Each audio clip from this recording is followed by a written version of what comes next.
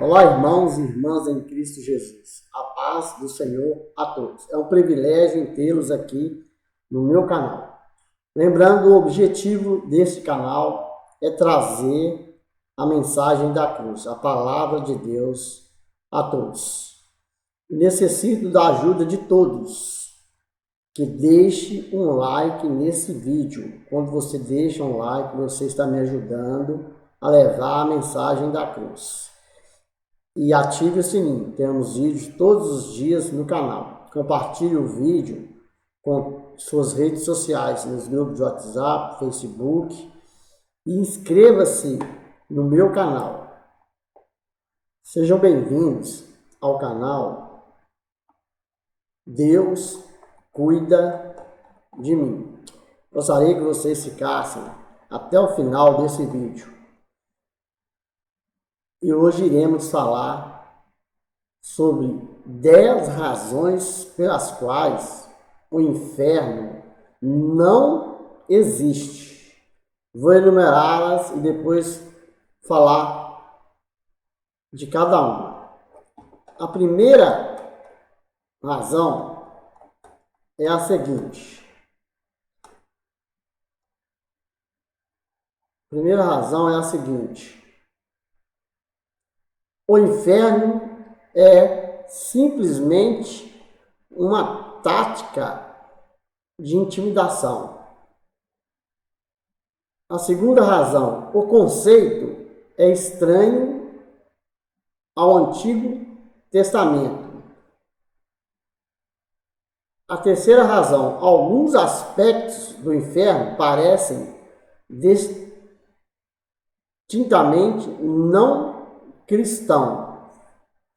A quarta razão, mesmo os primeiros padres não concordavam sobre a existência do inferno.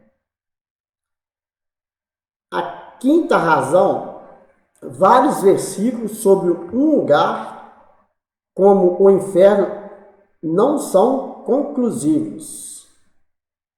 Deixe o like no vídeo, dessa forma você está me ajudando a propagar a mensagem da cruz. A sexta razão, Jesus não inventou parábolas sobre o inferno. A sétima razão, Geena é controversa. A oitava razão, muitas referências ao inferno foram erros de tradução. A nona razão, interminável castigo não faz sentido bíblico.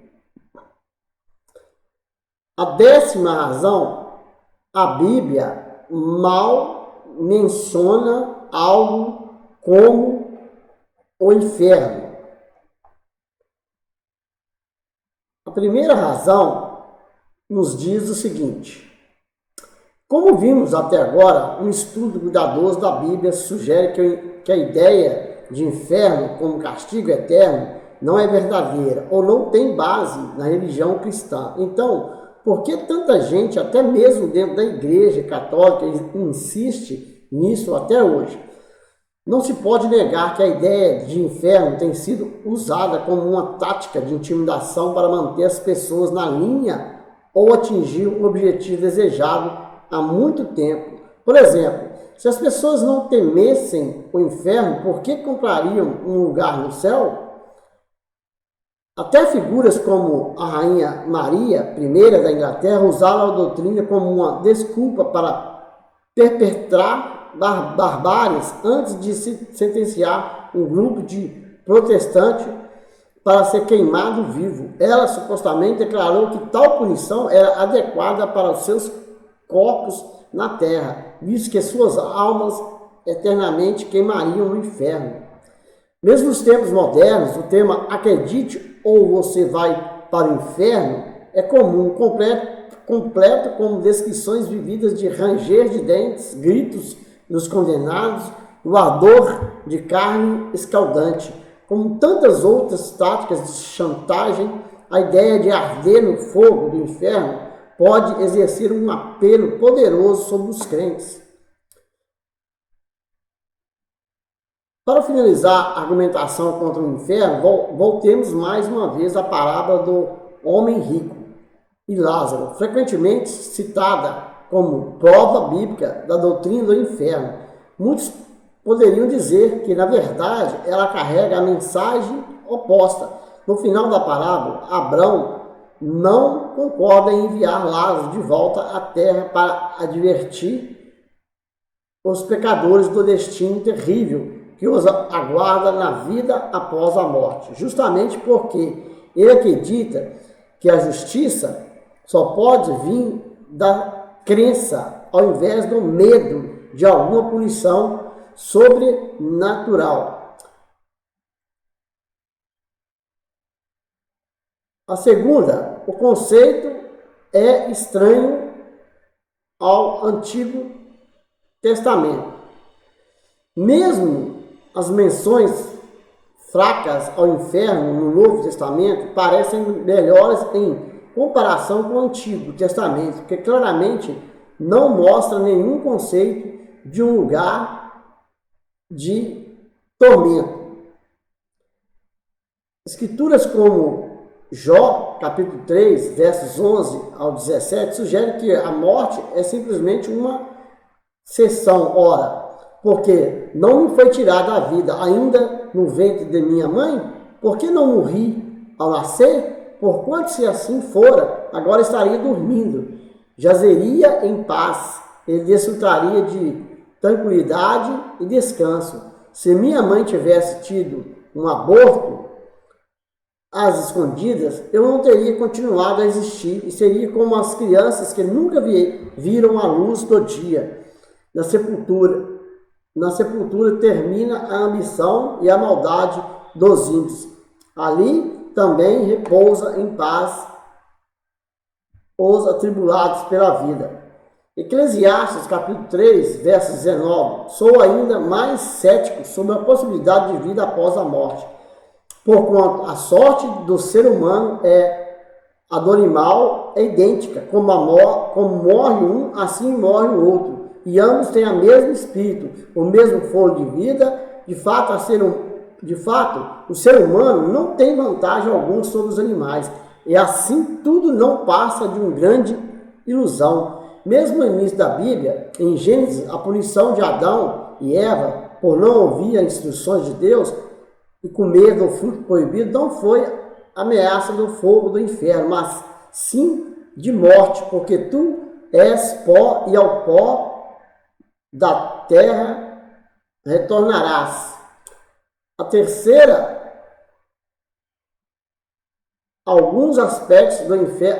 razão, alguns aspectos do inferno parecem distintamente não cristãos. Vários aspectos da visão de inferno parecem emprestados de outras culturas. Por exemplo, a religião egípcia antiga contava com uma caverna possuindo um lago de fogo, onde as almas dos ímpios eram punidas por suas transgressões. Os primeiros mesopotâmios também acreditavam que o submundo era subterrâneo, embora não fosse um lugar de castigo eterno.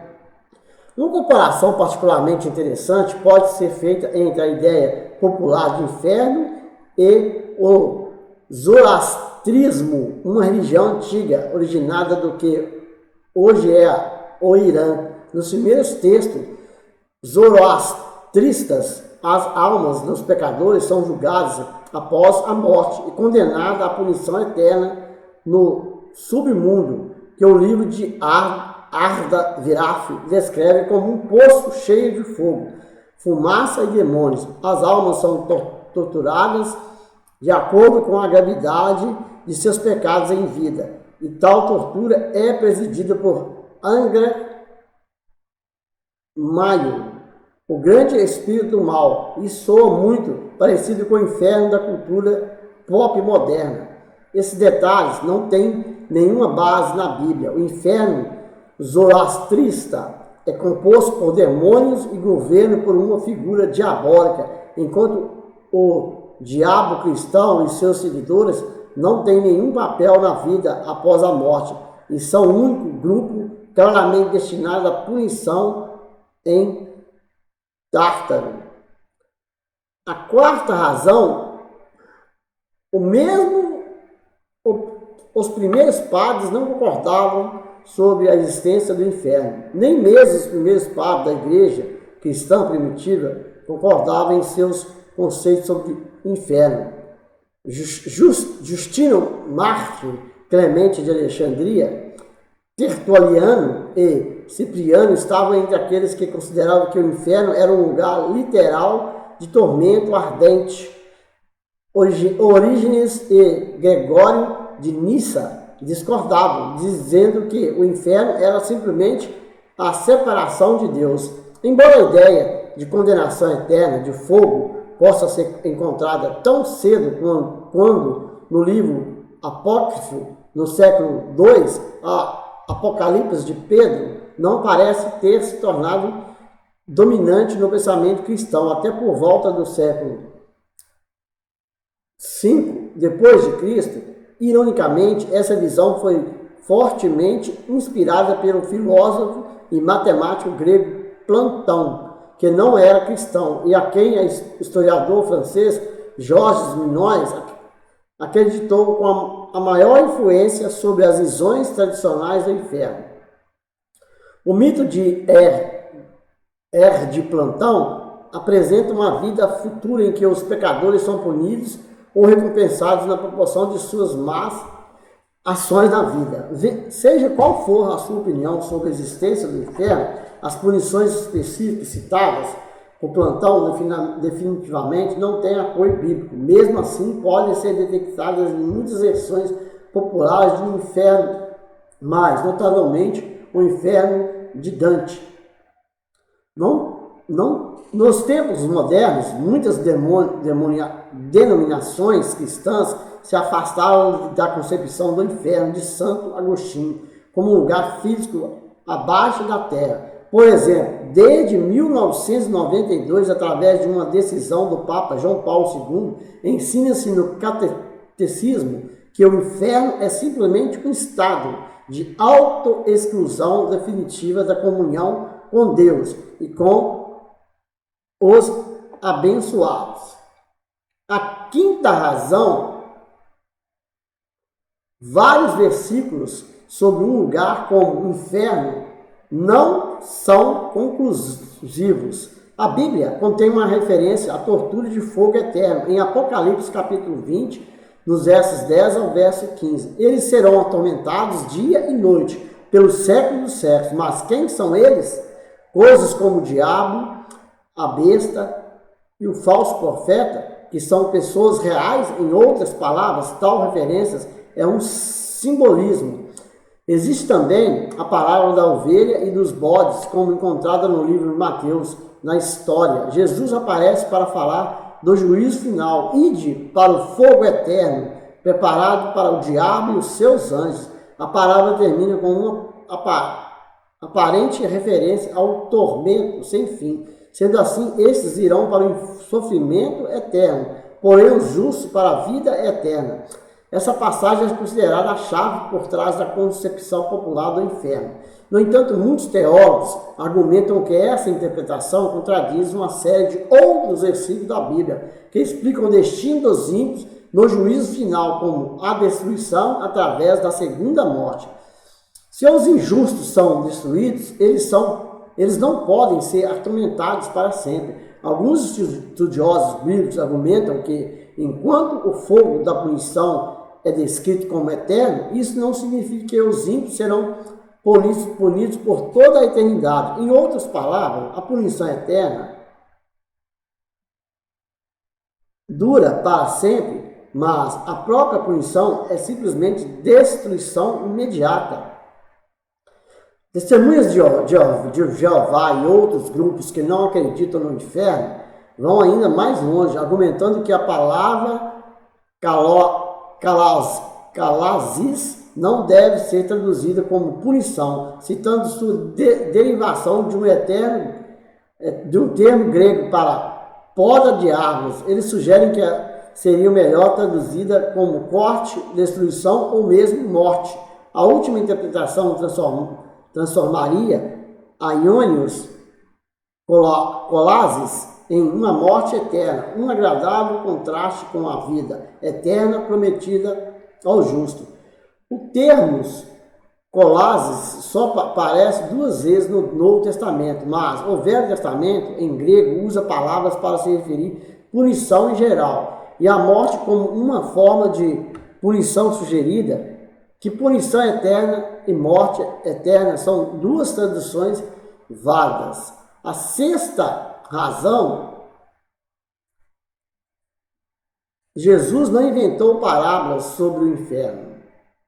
A ideia de um inferno de fogo quase completamente alheia à Bíblia, exceto por algumas menções, incluindo parábolas do homem rico e Lázaro, conforme registra em Lucas, no capítulo 16, dos versos 19 ao 31. Na história, um homem rico ignorava a vida toda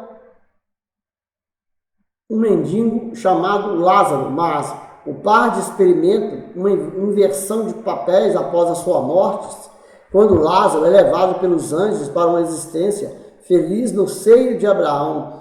Enquanto o homem rico se vê atormentado em fogo ardente, o homem rico implora a Lázaro para ter pena dele, trazer um pouco de água, mas Abraão ressalta que o homem rico viveu uma grande vida e nunca teve pena de Lázaro. Abraão também recusa ressuscitar Lázaro para visitar a família do homem rico, para mudar suas maneiras, argumentando que eles podem optar por seguir os profetas ou não, mas testemunhar um milagre não vai, de repente, transformá-los em boas pessoas.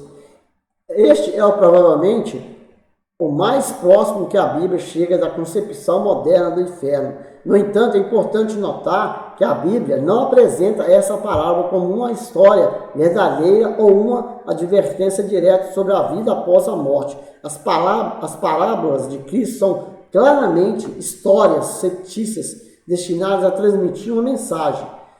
O conto do homem rico e Lázaro é precedido pela parábola do mordomo infiel, onde um servo defrauda seu mestre e é recompensado por isso. Se você ignorar o significado mais profundo das parábolas, concluirá que Jesus achava que roubar de seu chefe era uma coisa boa. Só que, na verdade, essas parábolas nem sequer foram citadas por Jesus. Estudiosos há muito identificaram o esboço geral dessa história de Lázaro, o mendigo recompensado após a morte, enquanto o homem rico é punido. Como um conto popular egípcio conhecido de instrutores religiosos judeus como os fariseus, ao ponto de literatura judaica primativa, conter pelo menos 7 versões da narrativa. No relato de Judas, Jesus só conta a parábola do homem rico, depois que os fariseus zombam de sua parábola original do mordomo infiel, usando uma de suas próprias histórias favoritas para demonstrar a hipocrisia de tais fariseus. Sétima razão, Geena é controversa. Já explicamos que Hades e Sheol não correspondem à percepção moderna do inferno. Tártaro, e também é ocasionalmente traduzido como inferno, mas o termo só aparece uma vez na Bíblia, e não em relação aos seres humanos. Por isso tem poucas relevâncias, e quando a Geena, esse é certamente o termo bíblico mais traduzido como inferno. Por exemplo, a Nova Versão Internacional de Mateus, capítulo 5, verso 30, afirma, se a tua mão direita te fizer pecar, corta e atira para longe de ti, pois te é melhor que um dos teus membros se perca do que todo o teu corpo seja lançado no inferno. Assustador, não? Tudo se resume à controvérsia sobre o significado exato de Geena, expressa aqui como inferno. A palavra em si, uma tradução grega dos termos hebraicos, Genion é Gebenrino, que significa Vale dos Filhos de Rinom, e Geben Rinô, que significam Vale dos Filhos de Rinô, e se refere a um vale real próximo a Jerusalém antiga. O vale aparece pela primeira vez no Antigo Testamento, com uma localização de sacrifícios pagãos de crianças, que continuam pelo menos até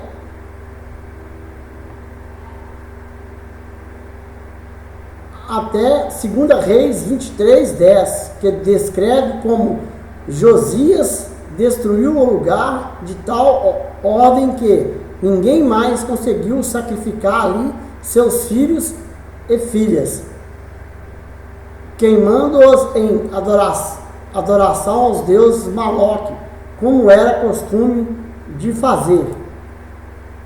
Uma explicação é que, na época de Jesus, o termo Geena foi aparentemente usado metaforicamente para se referir a um lugar de destruição. É interessante notar que o hebraico não tem nenhuma palavra para tal conceito. E Jesus, aparentemente, não sentiu necessidade de introduzir preferindo fazer alusões históricas. Ou então, segundo alguns estudiosos, o Vale de Geena tornou-se de fato um lugar essencialmente incinerador na época de Cristo. Ele constantemente consumia o lixo da cidade e os corpos de criminosos desonrados. Essa tradição é bastante antiga, mas não é suportada por qualquer evidência ou relatos antigos. Em qualquer caso, nenhuma das referências de Cristo a Geena sugere qualquer tipo de tormento eterno. Remover os injustos da existência, como os versículos sugerem, não soam particularmente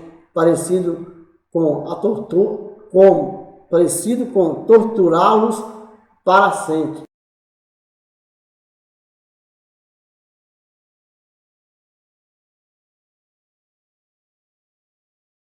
Oitava razão. Muitas referências ao inferno foram erros de tradução. Quando se trata de equivocados sobre o inferno, a popular versão da Bíblia do Reino Jaime do século XVII é campeã. Nela, o profeta Jonas esteve na barriga do inferno. Enquanto Davi insiste que Deus estaria com ele mesmo no inferno, até Jesus aparece no inferno após a sua morte da cruz. Isso, obviamente, não faz sentido. A Bíblia afirma repetidamente que o inferno, o que quer que seja, envolve a separação de Deus. Então, por que Jesus aparece por lá e Davi está tão seguro de que Deus estaria com ele lá? A resposta é que essa versão traduzida, um monte de diferentes palavras gregas, hebraicas, sobre o termo inferno, as palavras em questão são Hades, Sheol, Tártaro e Geena, com significados muito diferentes em seus contextos originais. Por exemplo, Hades e Sheol, são palavras mais ou menos equivalentes em grego e hebraico, não podem nem razoavelmente ser traduzidos como lugar de tormento. Algo que a palavra inferno geralmente implica. Uma tradução melhor seria sepultura ou vida após a morte. Esses termos sequer carregam um juízo de valor como o do inferir ou como o do inferno, uma vez que somente os ímpios vão para o inferno, mas todas as almas vão para o céu após a morte. A nova versão internacional da Bíblia faz uma referência muito menos dramática de certas passagens.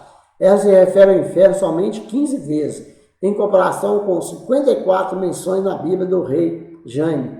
Ainda assim, muitas confusão e desentendimento foram causados pelos primeiros tradutores da Bíblia. Nona razão, interminável castigo não faz sentido bíblico. De uma perspectiva cristã, a ideia do inferno não é apenas cruel e comum, bem como totalmente excessiva. Será que um Deus descrito na Bíblia como verdadeiro, justo, correto, abravaria algo como punição eterna? Em João, capítulo 4, versículo 8, diz que aquele que não ama não conhece a Deus, porquanto Deus é amor. Será que um Deus que é próprio conceito de amor tortura eternamente um filho seu como castigo, mesmo que ele tivesse feito algo ruim? Em Deuteronômio, no capítulo 19, no versículo 21, afirma: portanto, não considerarás como piedade esses casos, alma por alma, olho por olho, dente por dente, mão por mão, pé por pé. Tal sanção de igualdade parece um pouco fora de sincronia com a ideia de uma angústia literalmente infinita.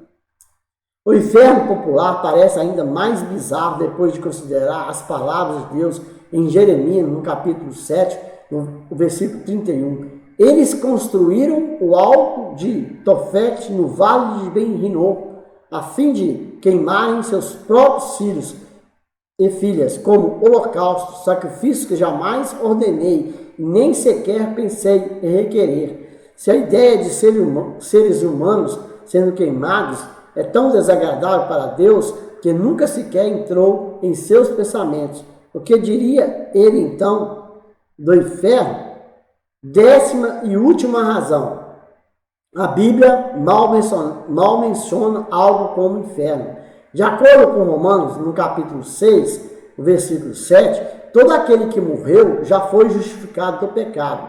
Se os pecados de uma pessoa são apagados com a sua morte, por que existe punição adicional do inferno? Romanos capítulo 6, versos 23, prossegue afirmando que o salário do pecado é a morte, mas o dom gratuito de Deus é a vida eterna, por intermédio de Cristo Jesus, nosso Senhor. Note que não há nenhuma menção dos pecadores sendo condenados à tortura eterna. Eles simplesmente não recebem a recompensa por uma vida justa. Da mesma forma, em 2 Tessalonicenses, no capítulo 1, versículo 9, diz que eles sofrerão a pena de destruição eterna, a separação permanente da presença do Senhor e da majestade do seu poder. Ou seja, a punição para aqueles considerados ímpios não é tortura de fogo, mas a destruição. Em João capítulo 3, versículo 36, afirma algo parecido. Quem crê no Filho tem a vida eterna. Aquele que não crê no Filho não verá a vida, mas a ira de Deus permanece sobre ele. Enquanto isso, Judas, no capítulo 1, no versículo 7, menciona fogo eterno, mas apenas no contexto de Sodoma e Gomorra, literalmente destruídas pelo fogo eterno da ira de Deus. Algo remotamente parecido com a visão de inferno da cultura popular aparece em breves menções no livro de Apocalipse, 2 parábolas de Cristo. Mas, se um lugar de tormento eterno foi realmente concebido como um componente integral do cristianismo, não é estranho que a Bíblia nunca parece prestar atenção a ele. Eu abençoo a todos com a bênção do Senhor, em nome de Jesus. Amém, amém. Graças a Deus.